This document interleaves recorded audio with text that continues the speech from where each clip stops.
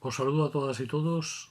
Ya sabéis, os invito a participar en el canal que tengo y suscribiros al mismo, es gratis.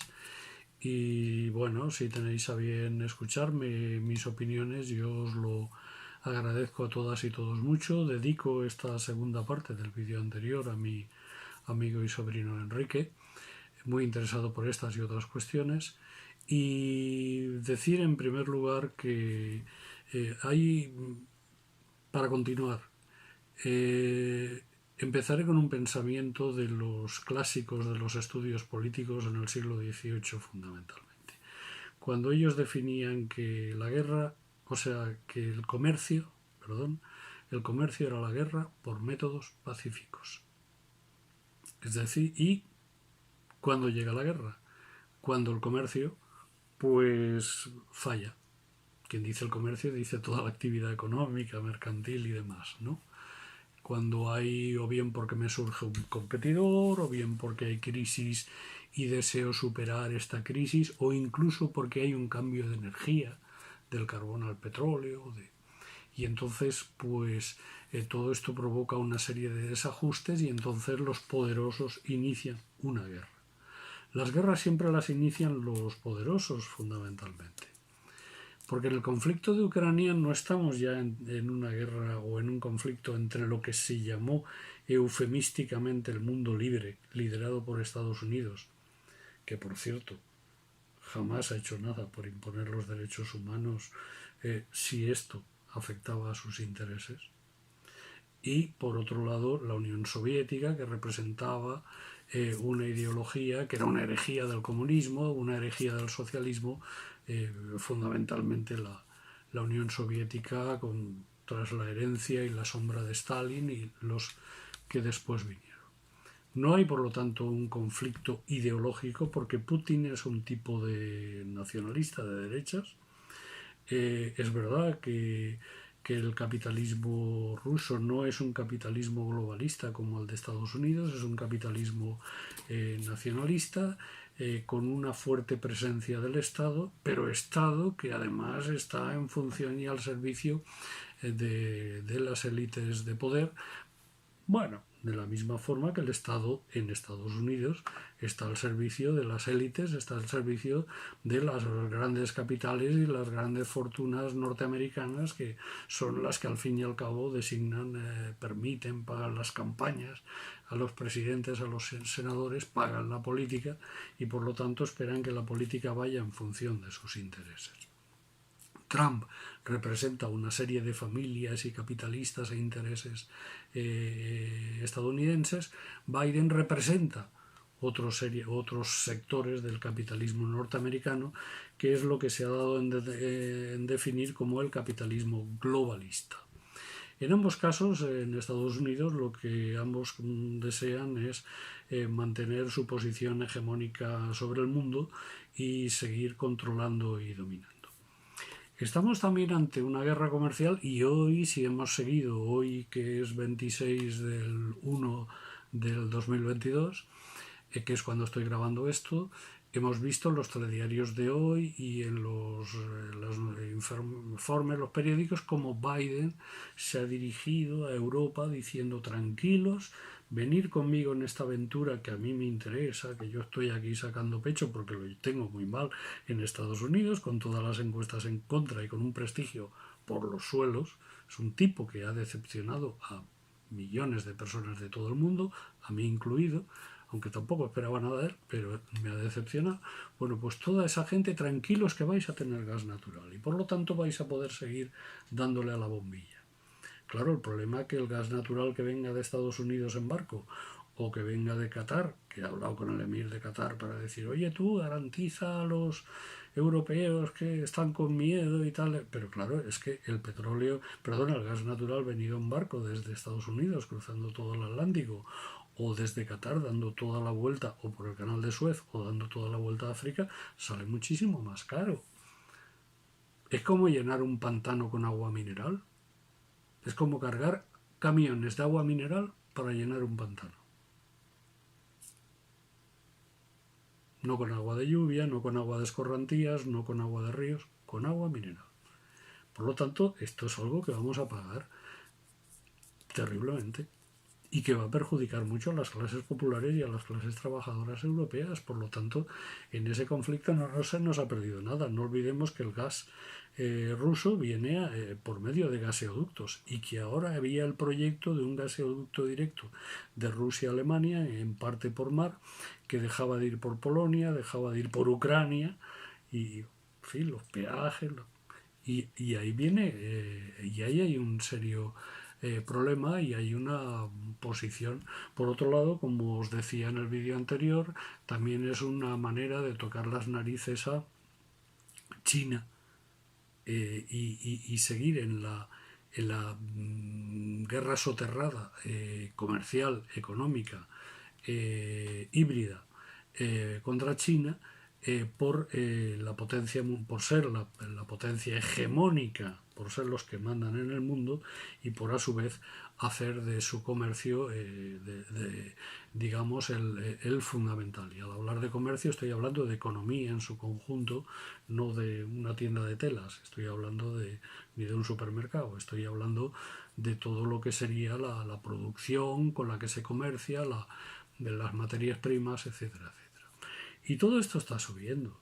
Y todo esto empezó a subir cuando ya empezaron a sonar los tambores de guerra por apoyar a un país gobernado por personajes muy corruptos y con una economía hundida que es un cajón sin fondo, que es un saco agujereado en el que los millones de euros pues van cayendo, se les van entregando y van cayendo. ¿Los rusos son hermanitas de la caridad? No, lo que pasa es que los rusos quieren lo mismo que los americanos, lo mismo, que no tengan el enemigo en puertas.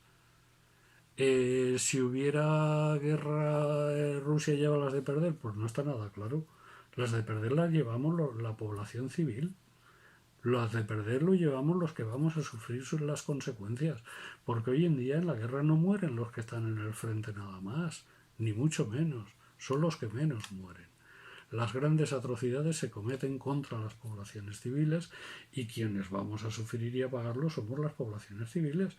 Por lo tanto, tenemos el derecho, total y absoluto derecho, a exigir la paz y a denunciar que aquí no se está defendiendo la libertad de nadie, no se está defendiendo la democracia, no se están defendiendo los derechos humanos, no se está defendiendo más que puros y duros intereses y no se está defendiendo nada más que la posición de un personaje que está bajo mínimos en las encuestas en Estados Unidos y que está resultando ser un fiasco, y por otro lado otro personaje corrupto que controla todos los resortes de poder del Estado y que se ha enriquecido también pues expropiando lo público en beneficio propio, pero que son dos conceptos de capitalismo, pero diferentes.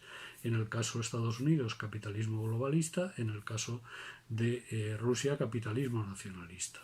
Y entonces se está diciendo que si el mundo, que si esto, que si lo otro, hablando en nombre de...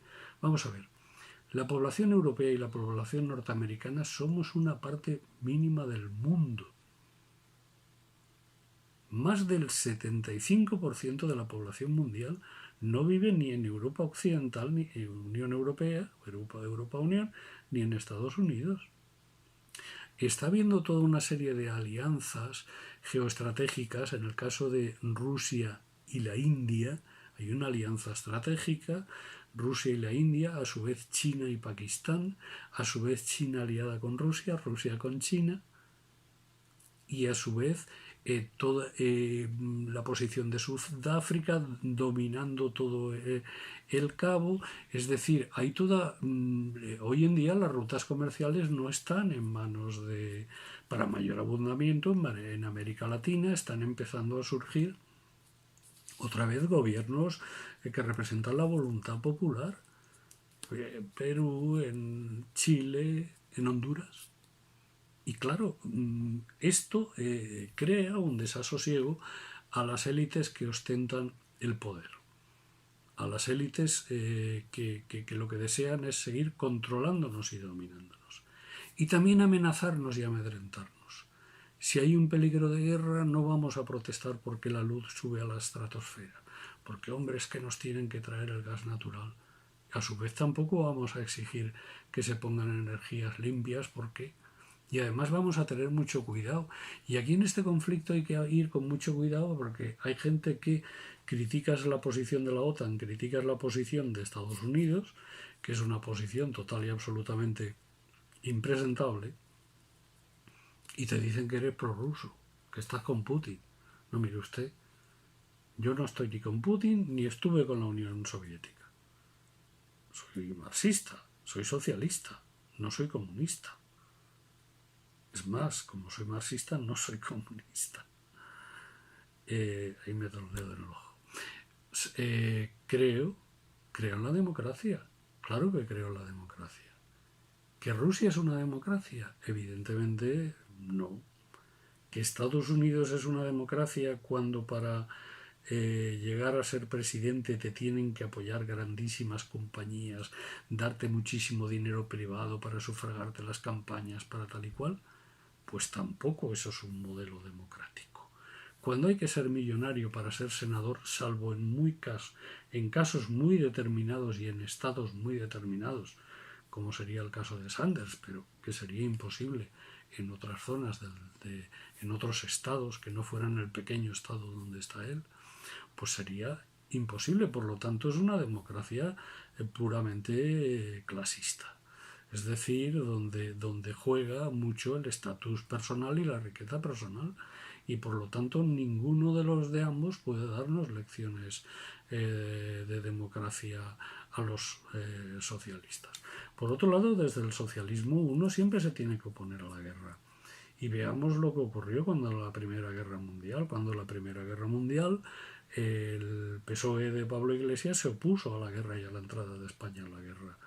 Estuvo por la paz. Una mujer como Rosa Luxemburgo, gran dirigente de la socialdemocracia alemana, socialista marxista, se opuso a los créditos de guerra y eso le acabó costando la vida.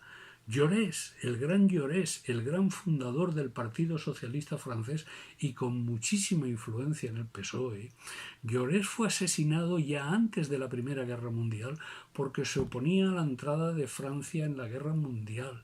¿Por qué? Porque lo que tenemos que saber es que en una guerra las poblaciones civiles mueren, las poblaciones civiles sufren, las poblaciones civiles son masacradas, mientras los que sacan beneficios son los ricos que se hacen más ricos, los generales que nunca van a la guerra, sino que están ahí detrás escondidos y nos mandan a los demás a pelear.